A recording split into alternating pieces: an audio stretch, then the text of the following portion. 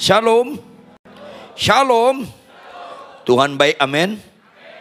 Jemaat yang dikasih oleh Tuhan, saya tidak pernah bosan-bosannya mengingatkan saudara, saya membutuhkan konsentrasi Anda sedikit ekstra untuk memperhatikan firman hari ini. Yang setuju katakan amin.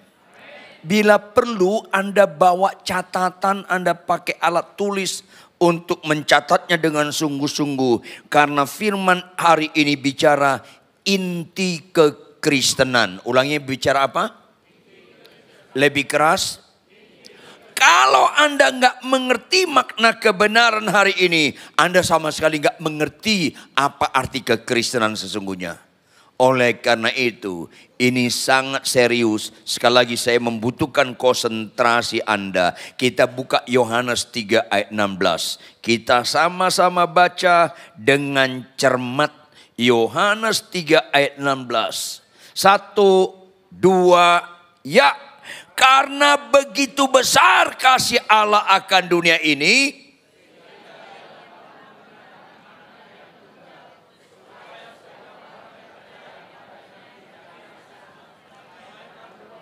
yes, sistematika konstruktif kalimat ini yaitu Tuhan Allah Bapa mengaruniakan anaknya yang tunggal semata-mata karena Allah adalah kasih. Allah Bapa mengorbankan anaknya yang tunggal bukan karena ada sesuatu yang menarik dalam diri kita. Sama sekali nggak ada. Maka samakan persepsi. Orang berdosa itu rusak total. Ulangi, orang berdosa itu apa? Rusak total. Dan pantas semuanya binasa masuk neraka. Upah dosa adalah maut. Entah lu pinter, entah ganteng cantik, entah lu sangat kaya banget. Semua kita pantas masuk neraka. Nggak ada pengharapan. Jadi jangan ada berpikir, kenapa di antara keluargaku aku dipilih jadi hamba Tuhan? Karena dulu saya baik. Nggak ada. Sama sekali tidak ada peran kita untuk kita dapat diselamatkan. Catat baik-baik. Semata-mata karena Allah adalah kasih. Karena begitu besar kasih Allah. Itu sentrisnya Allah. Bukan manusia berdosa. Karena begitu besar kasih Allah akan dunia ini. Dia karuniakan anak yang tunggal. Supaya apa Bapak Ibu? Supaya apa? Melainkan. Ayo dong.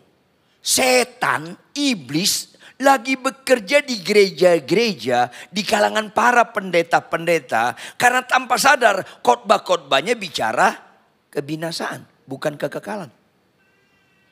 Ayo dong. Ini penting sekali Bapak Ibu. Saya ingatkan Anda. Kesembuhan bukan ciri utama Kristen. Jangan gagal fokus lah. Kalau penekanannya kesembuhan, Anda ketipu setan. Tuh ngelawan muka lo. Ayo dong. Yuk jujur Bapak Ibu, anak-anak muda jujur. Anda niat gak hidup selama-lamanya di bumi? Yang keras dong. Lebih keras dong. Anda niat gak hidup selama-lamanya di bumi? Niat masuk surga gak? Ya niat mati dong. Jujur, kalau sembuh melulu. Bisa mati gak? Ya enggak dong. Kok dibodohi kita nih? Saya ulangi. Kalau kita naik pesawat ke Singapura, kemana? Maunya pesawatnya on time atau delay? Kalau delay kesel nggak? Kalau delay 2 kali? Kalau delay 3 kali? Jangan-jangan Anda ngamuk. Yuk konsisten dong. Maaf saya khotbah apa adanya walaupun nggak diundang lagi.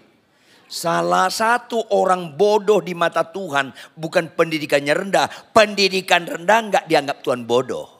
entah rendah, entah tinggi, Anda dan saya bodoh kalau nggak konsisten. Kalau nggak apa? Yes. Jawab, mana lebih bagus, surga atau Singapura? Kalau kau dipanggil ke surga, maunya on time atau delay? On time-nya sambil ketakutan, on time. Pembohong. Jadi bodoh. Kalau delay pesawat komplain. Kalau delay ke surga, haleluya. Kan bodoh. Nyambung gak sih? Halo, nyambung gak? Ya nyambunglah orang Anda yang saya maksud. Ya nyambunglah. Saya ulangi, kesembuhan bukan ciri utama Kristen. Sesat kita nanti. Ketika ada pendeta, Pak Ridwan, saya berdoa supaya umur saya 120 tahun. Yang kau doakan itu menunjukkan kau gak beriman. Loh kenapa?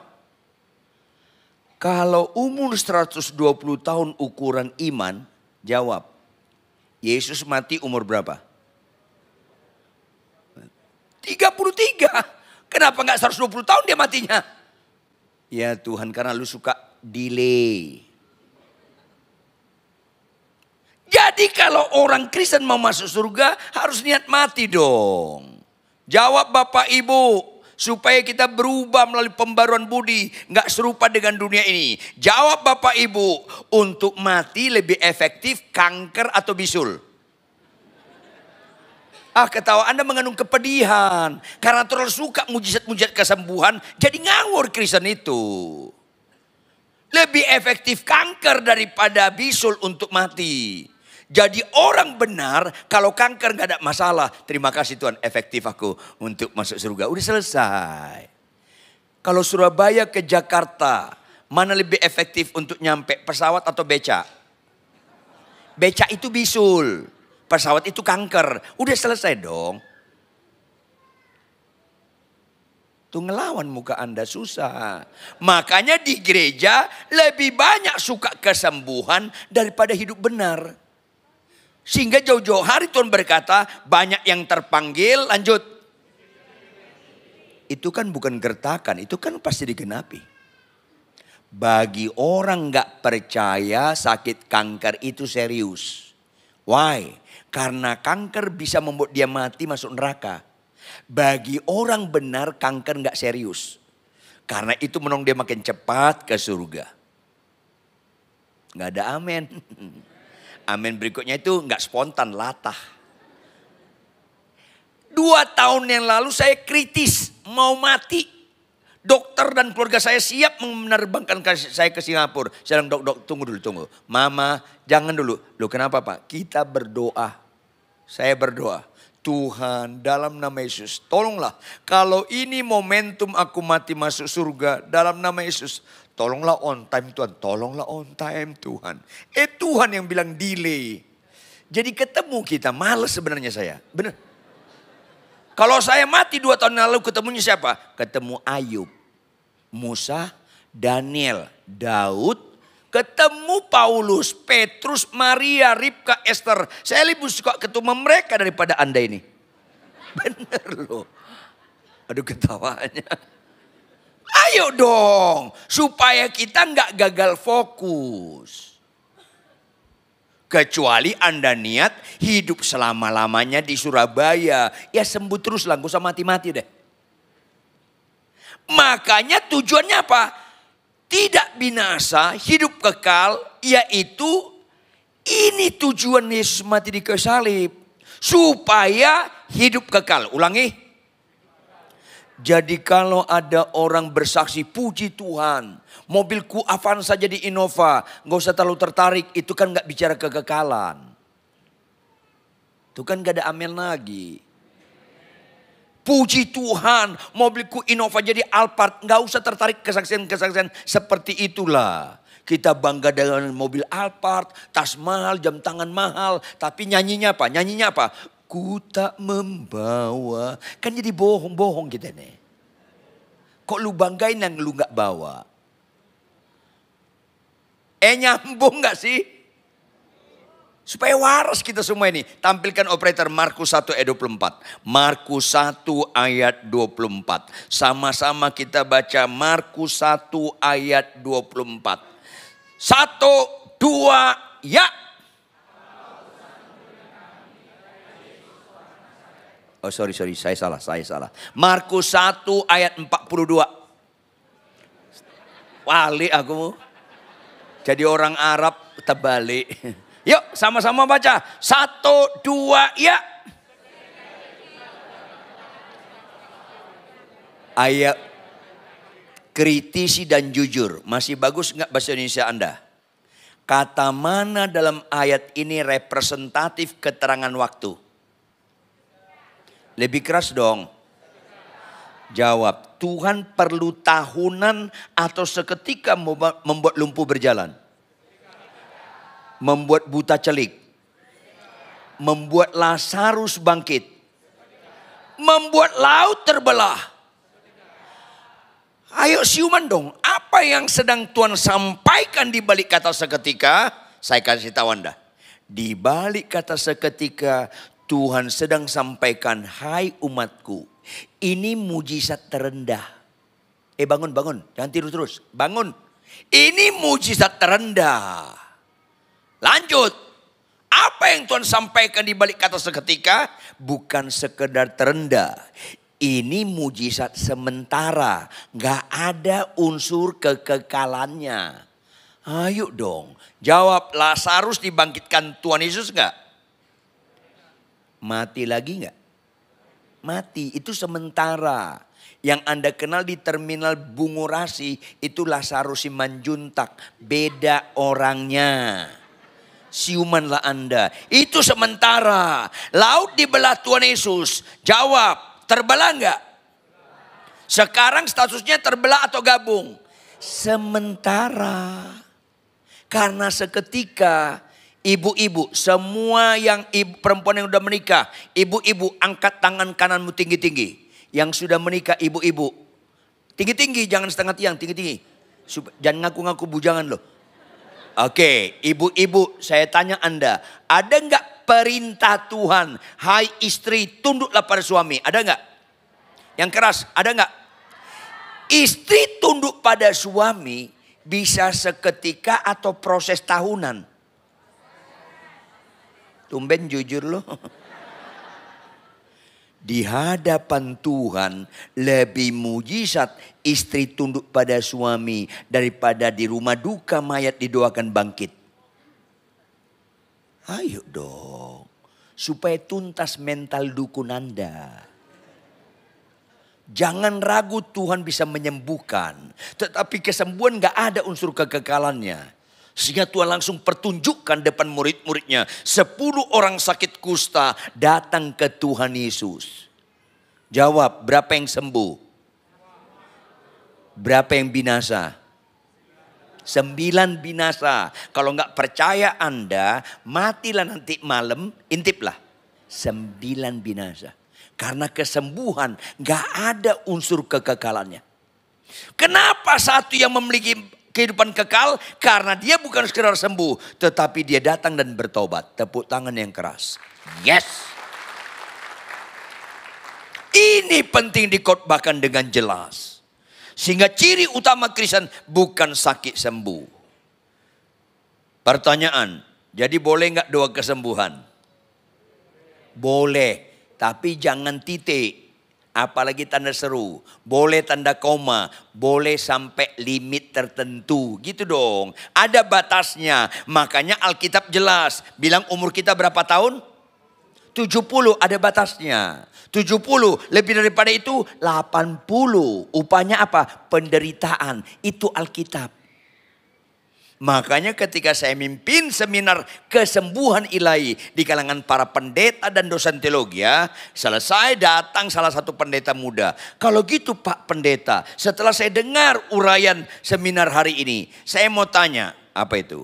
Anak saya umur 4 tahun sakit-sakitan, boleh nggak doa kesembuhan? Langsung saya teriak, 4 tahun? Iya, boleh. Langsung saya teriak, boleh. 4 tahun? Boleh. Langsung saya teriak. 4 tahun. Tapi ada pendeta datang ke saya, Pak Riton umur saya 48. Ya kenapa? Sakit-sakitan. Boleh nggak 2 kesembuhan? Saya jawab dengan setengah suara, boleh. Bagus nggak matematika lo?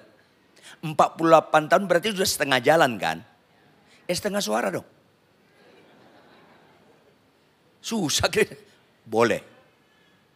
Pendeta berikutnya, Pak Pendeta umur saya 69. Kenapa? Sakit-sakitan. Boleh 2 kesembuhan enggak? Saya jawab dengan apa? Lah, kan katanya Alkitab umur 70. 69 udah mulai lewat net nih. Yang 60 tahun ke atas, siuman Anda? Ayo dong. Ada pendeta pensiun. Pak Pendeta, umur saya 88. Kenapa Pak? Sakit-sakitan, boleh nggak 2 kesembuhan? Siap-siap take off lah. Ada apa Kristen ini? Take off lah. Siumanlah Anda. Orang Kristen yang jahat ada orang tuanya umurnya 102 tahun. Pikun, udah nggak bisa jalan, bisa buang air kecil nggak sadar, nggak kenal siapa-siapa. Umur 102 tahun, ulang tahun, anak cucunya nyanyi apa? Panjang umurnya, kan nyiksa nih orang. Kalian ketawa mengandung kepedihan nih, kan nyiksa. Yang dibilang panjang umurnya, ada apa Kristen ini? Karena kesembuhan bukan ciri utama Kristen. Nggak ada hebat kankermu sembuh, hai orang percaya. Nggak ada hebat lumpuhmu berjalan.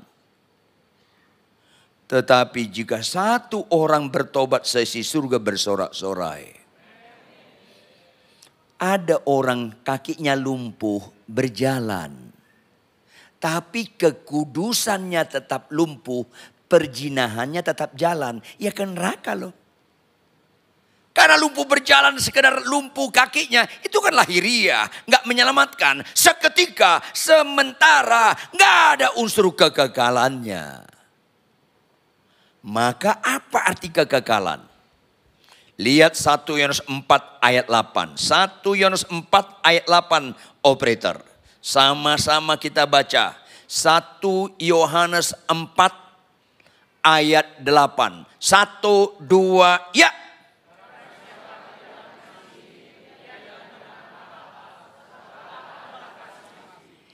Ini ayat penentu. Karena ada unsur keabsolutan. Barang siapa tidak mengasihi, dia tidak mengenal Allah. Ada orang khotbah bagus, banyak mujizat, jemaatnya puluhan ribu. Tapi punya istri simpanan, orang ini gak kenal Allah. Absolutely gak kenal Allah nih orang. Ayo dong. Jangan main-main ke Kristen. Saya peringatkan Anda bapak-bapak. Bapak-bapak lihat saya. Kalau kau tidak mengasihi istrimu, kau mengerikan. Kalau kau kanker prostat, gak ada mengerikan sama sekali. Gak ada mengerikan kanker itu. Kalau kau tidak mengasihi istrimu, mengerikan karena kau gak kenal Allah. Kalau gak percaya Anda, matilah nanti malam, tanya Tuhan Yesus. Pasti benar yang saya ucapkan ini. Puji Tuhan kalau bisa bangkit lagi loh. Ayo loh, khotbah yang benar lah. Maafkan, kalau kau lumpuh gak berjalan sampai mati gak ada masalah.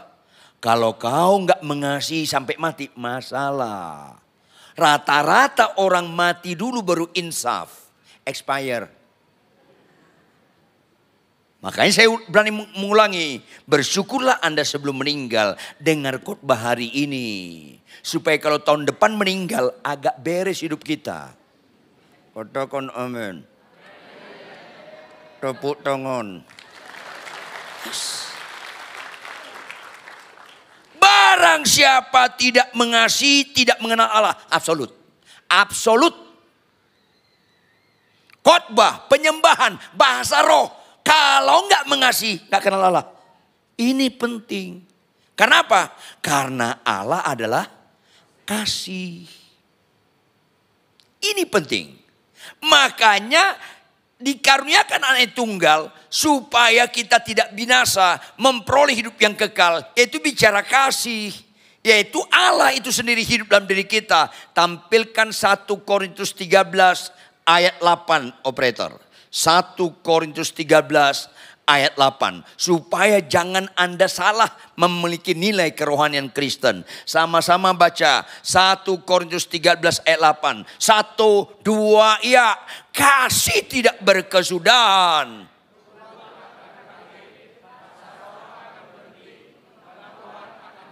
Apa yang kekal? Hanya kasih. Bapak Ibu, nubuat nggak ada unsur kekekalannya. Nubuat akan berakhir. Jangan anti nubuat. Karena dalam Alkitab ada nubuat. Tetapi nubuat tidak representatif rohani. Catat dong baik-baik. Bahasa roh pun berhenti. Nggak ada unsur kekekalan di balik bahasa roh. Kalau Anda bahasa roh tapi tidak mengasihi, binasa Anda. Ngapain Anda percaya Yesus mati dan bangkit kalau tidak orientasinya kepada kekekalan? Kasih. Ada bapak-bapak menyembah gemetar-gemetar bahasa roh. Gemetar-gemetar, pulang istrinya gemetar sama dia. Kan rusak. Ayo dong. Ada worship leader saya. Kebetulan mantan narapidana. Mantan apa? Jadi gak ada masalah ya. Gak ada masalah, mantan. Jujur Bapak Ibu anak-anak muda. Jujur Bapak Ibu anak-anak muda. Mana lebih bagus? Mantan pembohong atau mantan jujur? Mantan pemarah atau mantan lemah lembut? Mantan pemalas atau mantan rajin? Ngerti gak? Kalau ngerti kenapa bohong Anda, pemarah Anda, pemalas Anda sampai detik ini belum Anda mantanin. Mantanin dong. Amin.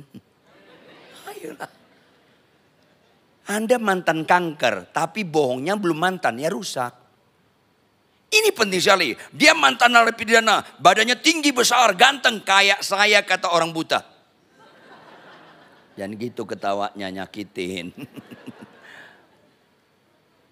Asal mimpin pujian gemetar-gemetar. Begitu saya ketemu, saya naik mobil, dia naik motor lawan arah. Orang lain gemetar sama dia. Saya stop, saya turunkan kayak, stop, balik, kamu menyakiti Tuhan Yesus, balik. Apa dibilang? Salam Pak Pendeta, gak usah salam, balik. Lu muji Tuhan bagus, tapi kelakuan lu buruk. Mana mengenal Allah? Kamu mendukakan Roh Kudus, tersinggung dia. Dia parkirkan motornya, dia samperin saya, dia buka kancingnya 3 atau 4. Dia kasih tunjuk tato salib. Pak Pendeta Ridwan, saya cinta Yesus. Ada salibnya di dadaku. Saya bilang jangan bodoh. Di Bukit Golgota ada 3 kayu salib. Yang kau pakai ini sebelah kiri Yesus. Salib sebelah kiri Yesus. Ibu-ibu lihat saya. Kalau kau pakai kalung salib, masih kau lawan terus suamimu, salib di kalungmu itu salib sebelah kiri Yesus. Siumanlah Anda. Anda kalau di rumah Anda, ruang tamu, di kamar ada salib, tapi suka berantem di rumah, itu salib di rumahmu itu salib sebelah kiri Yesus. Jangan pura-pura gak nyambung. Kristen itu bukan sekedar lambang-lambang. Ini penting. Oleh karena itu Bapak Ibu, kasih yang kekal. Khotbah bagus bukan ukuran rohani. Kalau saya khotbah bagus, saya tidak mengasihi istri saya, selesai. Itu Kristen supaya nggak gagal fokus. Makanya Bapak Ibu lihat Kejadian 1 ayat 26. Kejadian 1 ayat 26. Sama-sama kita baca, mempersingkat waktu, kita baca kalimat pertama saja. Berfirmanlah Allah, lanjut, baiklah kita menjadikan manusia menurut gambar dan rupa kita. Stop. Allah adalah kasih. Ulangi. Lebih keras. Allah adalah kasih, menciptakan kita menurut gambar dan rupa Dia. Kalau kita diciptakan menurut gambar dan rupa Dia, maka kita makhluk kasih. Manusia ciptaan Allah yang sempurna, segambar dengan Allah. Karena Allah adalah kasih, maka kita makhluk kasih. Lihat 1 Korintus 13 ayat 1 sampai 3. 1 Korintus 13 ayat 1 sampai 3. Apa kata firman Tuhan 1 Korintus 13 ayat 1 sampai 3? Jelas sekali. Sekalipun aku dapat berkata-kata dengan semua bahasa manusia dan bahasa malaikat, tetapi jika aku tidak mempunyai kasih. Lanjut.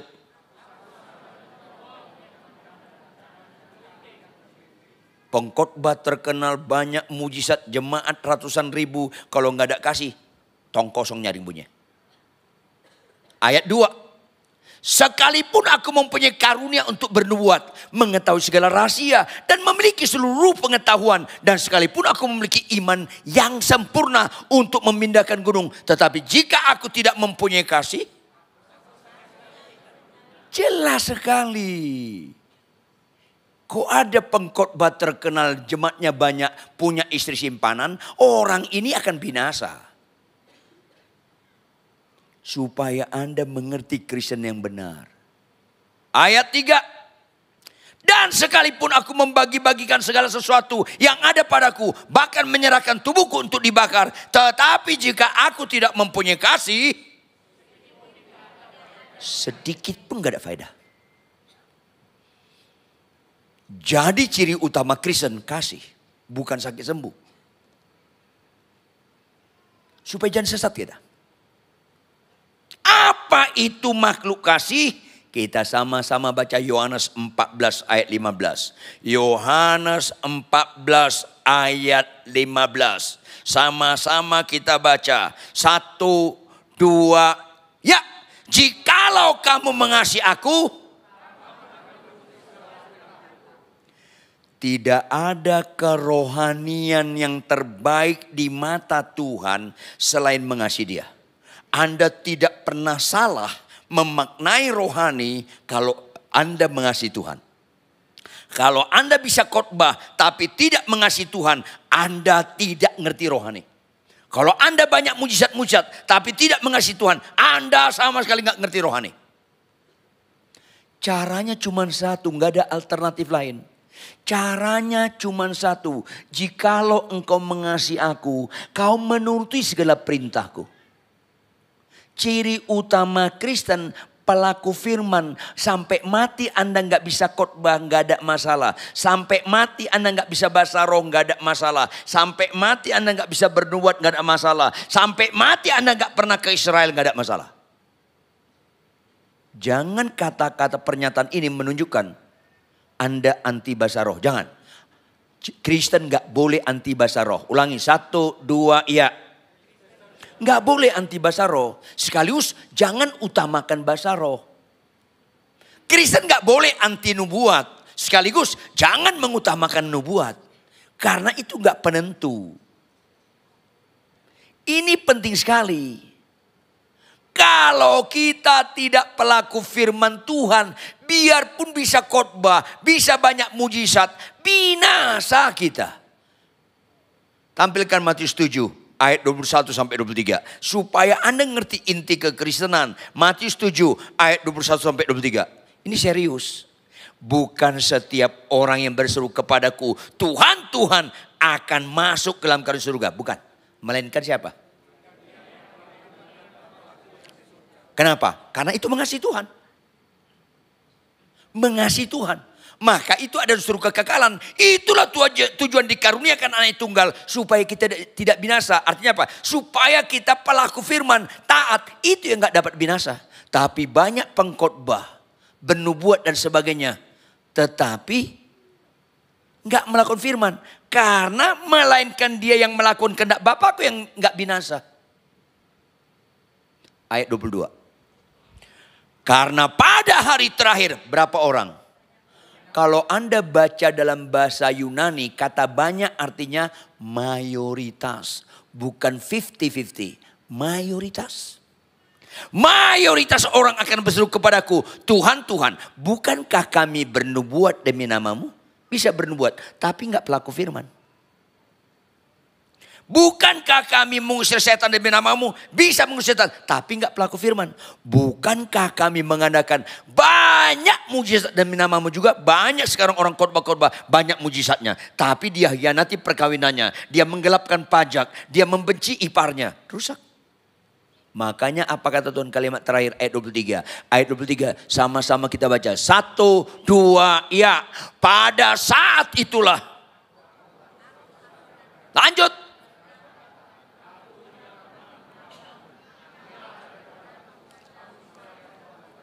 Yes. Tuhan ngomong bukan kepada pembunuh, kepada orang yang bernubuat, kepada orang yang melakukan banyak mujizat, bahkan banyak melakukan mengusir setan. Tuhan tolak. Karena banyak orang khotbah, banyak orang bernubuat, enggak pelaku firman tuh. Karena keliru memaknai kekristenan. Stop kagum banyak, Anda kagum sama pendeta khotbahnya bagus. Stop. Stop Anda kagum dengan pendeta-pendeta yang banyak ramalan-ramalan nubuat. Stop, Anda akan disesatkan. Stop Anda kagum dengan pendeta-pendeta banyak kesembuhan-kesembuhan. Stop, Anda ketipu. Karena statusnya banyak. Statusnya banyak. Ditolak Tuhan, diusir. Enyah kamu segala pembuat kejahatan. Bersyukurlah Anda kalau Anda orang percaya dilihat dari pelaku firman. Ulangi, dilihat dari lebih keras. Yes. Iman tanpa perbuatan mati. Khotbah tanpa perbuatan mati. Mujizat-mujizat tanpa perbuatan mati. Semuanya itu kalau enggak pelaku firman. Bukti, jikalau engkau mengasihi aku, engkau menuruti segala perintahku. Itu Kristen. Makanya Kejadian 1 ayat 26. Allah adalah kasih, menciptakan manusia gambarnya, maka manusia itu makhluk kasih. Kalau kau makhluk kasih, kalau kau mengasihi aku, engkau menuruti segala perintahku. Fokus kita perintah Tuhan, bukan janji Tuhan. Makanya dari awal Tuhan ciptakan sebagai manusia, konsekuensi manusia Adam dan Hawa, gambar Allah, makhluk kasih. Maka lihat Kejadian 2 ayat 16 sampai 17. Tuhan fasilitasi mereka bisa mengaktualisasi diri sebagai gambar Allah, sebagai makhluk kasih untuk taat pada perintah Tuhan. Lalu Tuhan Allah memberi, bukan janji, perintah. Anda kalau beriman pada janji Tuhan, Anda sama sekali tidak beriman. Kalau Anda beriman pada perintah Tuhan, Andalah beriman yang waras. Siapa disebut bapak beriman? Yang keras dong. Abraham, kau akan punya keturunan sebanyak bintang di langit, sebanyak pasir di pinggir lautan. Itu perintah atau janji? Janji. Itu bicara Abraham memberi atau menerima? Menerima. Bukan di situ Abraham disebut bapak beriman. Jangan sesat. Melalui proses yang panjang dan sulit. 5 tahun, 10 tahun, Sarah nggak hamil-hamil. 15 tahun, goyah Sarah. Koko Abraham. Iya Sarah, kenapa? Kan Allahmu mengatakan kau punya keturunan sebanyak bintang di langit. Iya kenapa? Aku sudah lewat masa menopause. Kenapa? Nggak mungkin aku punya anak. Hampirilah pembantu kita si Hagar. Saya dramatisir sedikit ya. Boleh dong saya dramatisir. Kan saya khotbah. Apa Abraham bilang? Tutup mulutmu. Tutup mulutmu. Dari kita Sarah. Oh gitu. Bukan oh gitu. Memang gitu. 5 tahun kemudian Abraham goyah. Saran lu dulu masih laku enggak? Jujur. Akhirnya dihampiri enggak Hagar? Hamil enggak Hagar? Punya anak enggak dia? Karena itu bukan planningnya Tuhan. Akibatnya mengerikan. Miliaran orang sampai sekarang ditipu. Mengatakan Ismail yang dipersembahkan, bukan Ishak. Gara-gara itu. Makanya bapak-bapak kalau berbuat dosa mikir. Supaya jangan mengerikan keturunanmu nanti. Begitu tua renta Abraham. Akhirnya punya anak. Oh sayang sekali si Sarah. Dia merasa terangkat sebagai perempuan. Dia punya anak Ishak. Langsung datang perintah Tuhan. Abraham, Abraham. Ya Tuhan, ambil anakmu yang tunggal. Siapa Tuhan? Ishak atau Ismail dari istri buka cabang dia. Yakni Ishak yang kau kasihi. Kenapa Tuhan? Saya beli dia apartemen di Pakuan Mall atau di mana? Bukan. Saya beli dia Fortuner atau Pajero? Bukan. Apa Tuhan? Sembelih dia bagiku. Halo, itu perintah atau janji? Itu bicara Abraham menerima atau berkorban? Abraham manusia biasa atau robot? Ada konflik gak di batin dia ketika perintah itu datang? Tapi akhirnya taat gak? Di situ disebut dia bapak beriman. Kalau istrimu cerewet 10 tahun, 15 tahun menikah cerewet. Saya beriman, tahun ini dia gak cerewet lagi. Itu bukan iman, itu keinginan. Karena gak ada unsur pengorbanan. Tapi kau beriman, Tuhan, sekalipun istriku cerewet sampai mati, aku tetap mengasihi dia. Itu beriman. Gak ada amin bapak-bapak, udah ngelawan muka lo. Susah. Sekalipun gajiku besar atau kecil, aku tetap memberikan perpuluhan. Itu iman. Sekalipun aku capek, ngantuk, kurang sehat, konflik dalam rumah tangga, tetap aku bangun pagi baca Alkitab. Itu beriman. Hanya orang sesat mengajarkan berimanlah sakitmu sembuh. Itu sesat. Karena bukan bicara kesembuhan beriman itu. Bicara berkorban. Saya beriman, mobilku Avanza jadi Innova. Itu keinginan. Kenapa orang gampang sekali sesatkan? Makanya perintah Tuhan. Ulangi apa? Lihat Kejadian 2 ayat 16. Perintah Tuhan. Lalu Tuhan Allah memberikan perintah ini kepada manusia. Semua pohon dalam taman ini boleh kau makan buahnya dengan bebas. Ayat 17 sama-sama baca. 1, 2, ya. Tetapi.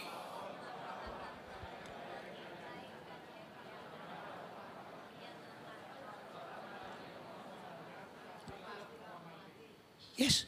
Ayo serius dong mengemaknai. Artinya fokusnya bukan buahnya. Pohon pengetahuan tentang baik yang jahat itu. Jangan kau makan buahnya. Fokusnya bukan buahnya. Fokusnya perintahnya. Anda dan saya kurang kerjaan menyebut nama buahnya. Buah kuldi, buah simalakama itu buah kurang kerjaan. Apakah itu mangga, rambutan, duku atau durian, nggak ada masalah. Karena fokusnya bukan buahnya, fokusnya perintahnya. Ulangi fokusnya apa? Artinya kalau kau makan kau akan mati. Artinya apa? Kalau kau nggak taat kau mati. Hai suami kasihlah istrimu, kalau kau nggak taat kau mati. Hai istri tunduklah pada suamimu, kalau kau nggak taat kau mati. Hai anak-anak, hormati orang tuamu. Kalau kau nggak taat, kau mati. Ini Kristen bukan soal sakit sembuh. Kalau kau taat, kau nggak mati. Jawab Bapak Ibu, kalau Adam dan Hawa taat, tidak mengambil buah itu, tetap kekal nggak dia? Kekal. Makanya bertobat lahir baru percaya kepada Yesus. Belajarlah taat sampai mati. Supaya Yesus Kristus dikaruniakan, supaya kita tidak binasa, melainkan memperoleh hidup yang kekal. Ini penting dikhotbahkan dalam gereja. Yuk kita buka Amsal 19 ayat 16. Amsal 19 ayat 16. Tegas, firman ini jelas. Amsal 19 ayat 16. Sama-sama baca. 1, 2, iya. Siapa berpegang pada perintah, tetapi itu mengandung arti. Kalau kau pelaku firman, kau menghormati nilai kematian dan kebangkitan Kristus. Kalau kau melakukan perintah Tuhan, kau bicara kegagalan. Memelihara nyawamu. Tetapi kalau kau menghina, apa arti menghina firman? Kalau kau nggak taat, kau menghina firman. Itulah Tuhan bilang, aku nggak kenal engkau. Hanya kamu sekalian pembuat kejahatan. Entah pengkhotbah, bernubuat. Kalau kau nggak pelaku firman, kau menghina firman, mati lu. Ini penting. Jadi doa puasa kita bukan supaya sakit sembuh. Doa puasa kita bukan supaya makin berlimpah kekayaan kita. Doa puasa kita bukan jadi pendeta terkenal. Doa puasa kita tetaplah kita taat sampai garis akhir. Itu Kristen yang benar. Oleh karena itu dikaruniakan Roh Kudus, roh penghibur, roh pemimpin, roh memberikan kemampuan supaya kita jangan lagi nggak taat, melainkan taat. Kalau gagal kita ulangi, kalau gagal kita ulangi. Itulah lagu apa? Ku tak akan menyerah. Lanjut. Yes. Itu Kristen. Pak Pendeta, istriku cerewet, jangan menyerah, tetap kasih. Lu dia cerewet, tetap jangan menyerah. Itu Kristen. Tuh bapak-bapak gak ada amin. Jujur bapak-bapak, mana bapak-bapak lebih menikmati? Teguran istri atau pujian istri orang? Maafkan saya khotbah apa adanya.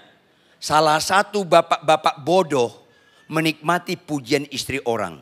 Di mana kebodohannya? Catat baik-baik. Sehebat-hebatnya istri orang mengenal saya, tidak pernah sehebat istri saya dalam mengenal saya. Nggak pernah. Jangankan sama, 1/10 pun nggak mungkin. Jawab bapak-bapak. Kalau istri orang nggak bisa mengenal saya 1/10 dalam seperti istri saya mengenal saya. Jawab bapak-bapak. Kalau istri orang memuji kita, berangkat mengenal kita atau tidak mengenal kita? Kalau tidak, kenapa kita nikmati orang dia nggak kenal kita? Pak, bapak kebapaan. Nggak usah lah pujikan, mbak ibu nggak kenal saya. Makanya saya ajarin Anda bapak-bapak. Kalau istri orang muji kita, masuk telinga kanan, keluar kanan lagi. Bukan kiri, nanti ada garis. Kanan lagi, mental. Kalau istri saya menegur saya, berangkat dari mengenal saya. Apa alasan saya tidak menikmati teguran istri? Di situ orang mulai rohani, bukan di khotbah. Termasuk kau ibu-ibu. Jangan nikmati pujian suami orang. Kecuali Anda pilih kesurupan. Silakan. Nikmatilah teguran suami. Enggak ada amin. Ini Kristen yang benar, bukan soal sakit sembuh, bukan bisa khotbah, bisa bukan itu. Makanya Bapak Ibu, 2 mujizat di mata Tuhan. Pertama, buka Lukas 15 ayat 7. Ini mujizat pertama. Mujizat di mata Tuhan dengan manusia beda. Sakit sembuh itu mujizat bagi orang gak percaya supaya percaya.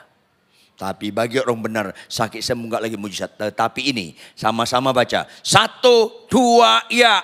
Aku berkata kepadamu. Demikian juga akan ada sukacita di surga karena lebih dari. Ini keras loh firman ini.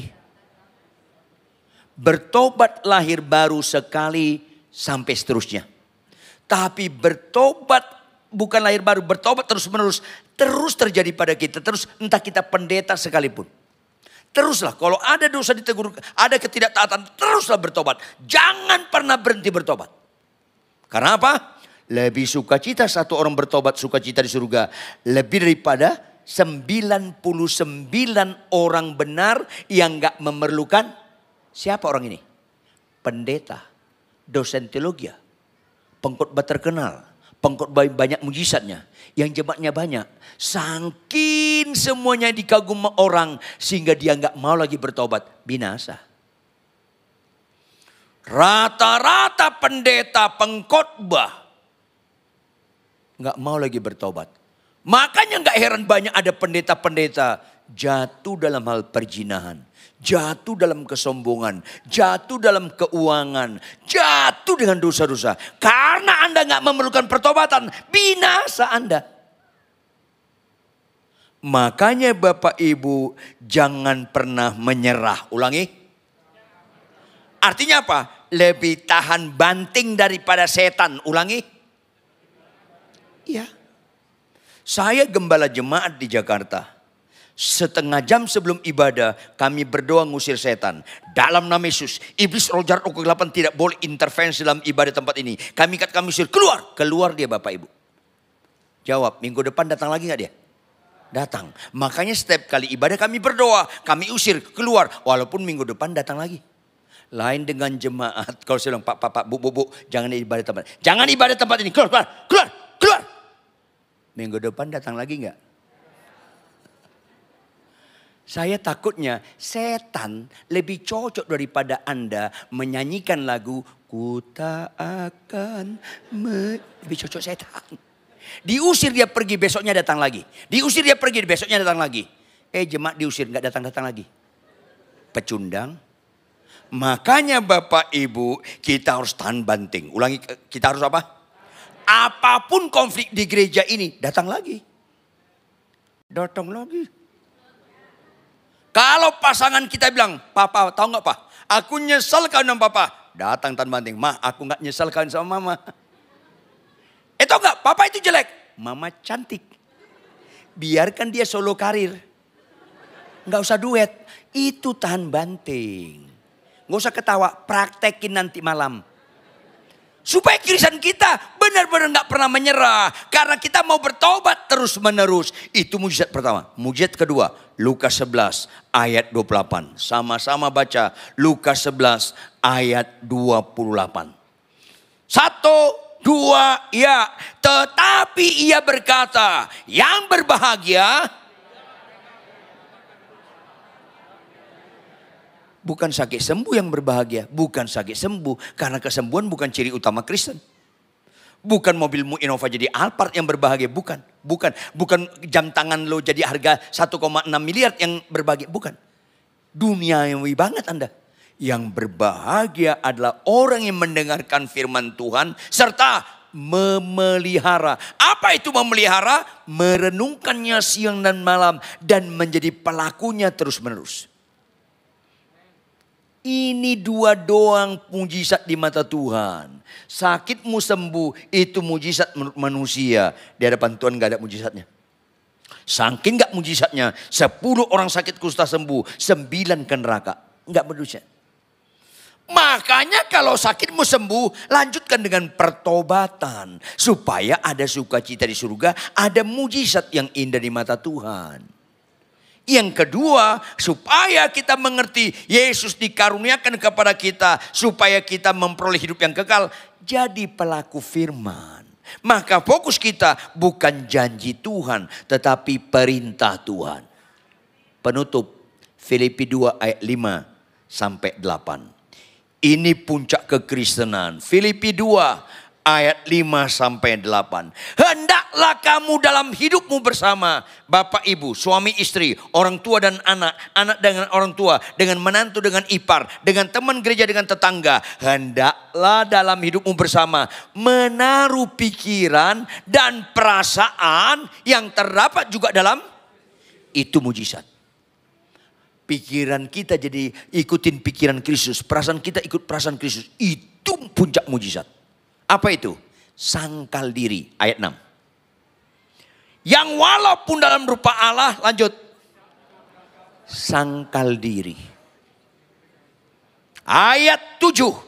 Militan sangkal diri. Melainkan telah mengosongkan dirinya sendiri. Dan mengambil rupa seorang hamba. Dan menjadi sama dengan manusia. Supaya pikul salib taat sampai mati. 1, 2, iya. Dan dalam keadaan sebagai manusia.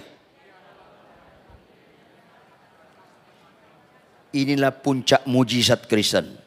Anda akan keliru puncak mujizat itu jadi pendeta terkenal. Stop. Murahan sekali nilai kuasa kebangkitan Kristus. Kalau kita simpulkan sekedar pendeta terkenal. Gak ada itu nilai. Tetapi kalau kita taat sampai mati. Itulah bicara kekekalan. Itulah mujizat utama dalam hidup kita.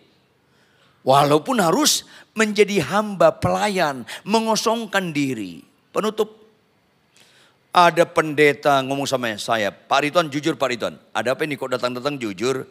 Bapak itu DKI. Iya memang saya di Jakarta, DKI daerah khusus ibu kota. Bukan gitu Pak Ridwan, apa itu? Bapak DKI dibawa ketiak istri.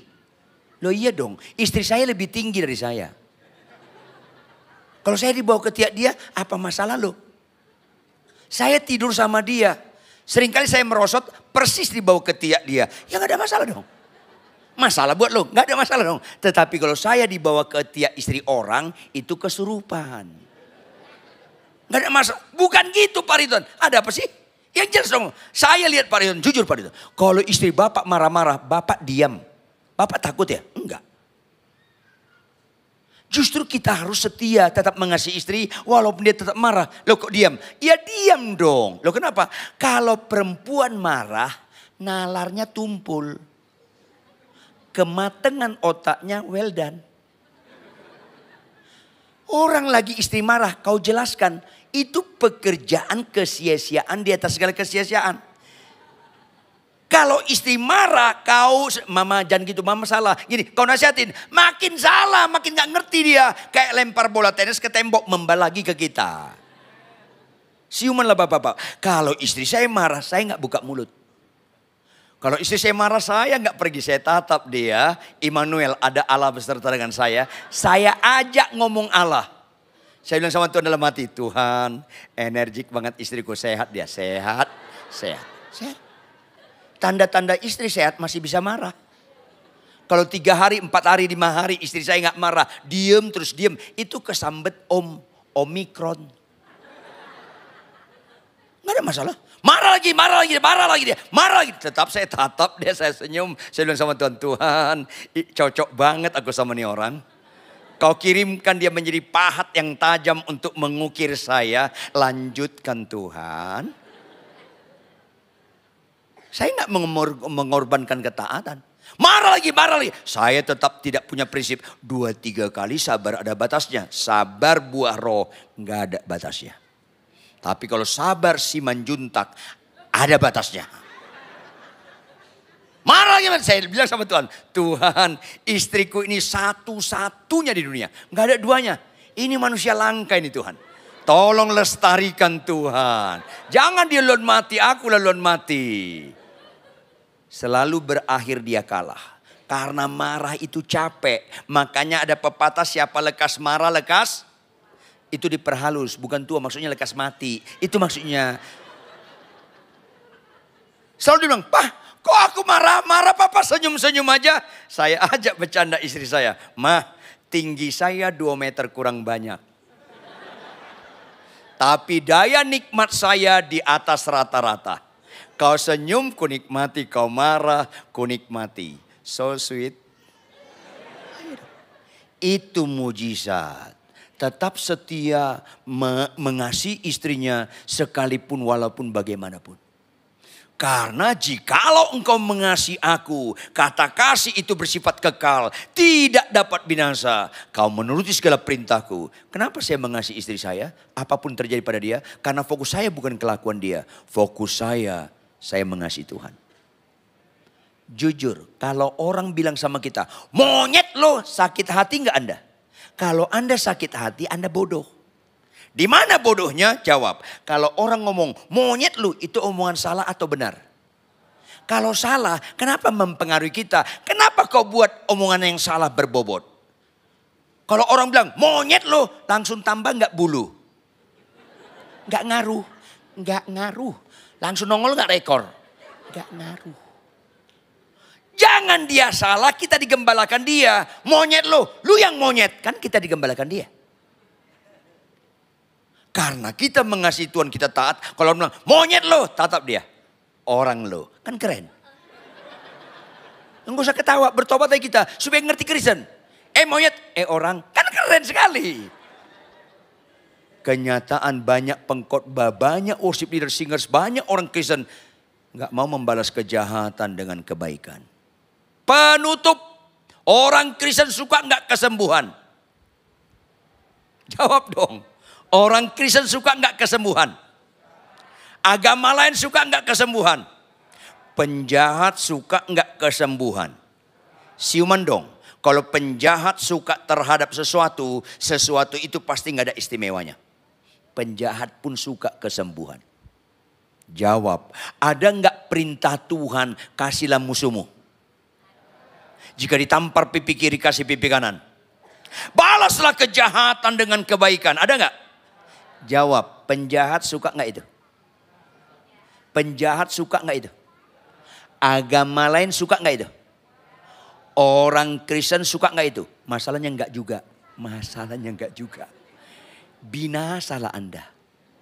Maka pulanglah di tempat ini ketaatan yang sungguh-sungguh terhadap perintah Tuhan. Sekalipun walaupun taat sampai mati. Di situ statement hidup kita berkata berbobot, kaulah segalanya. Bangkit berdiri, tepuk tangan yang keras buat Tuhan.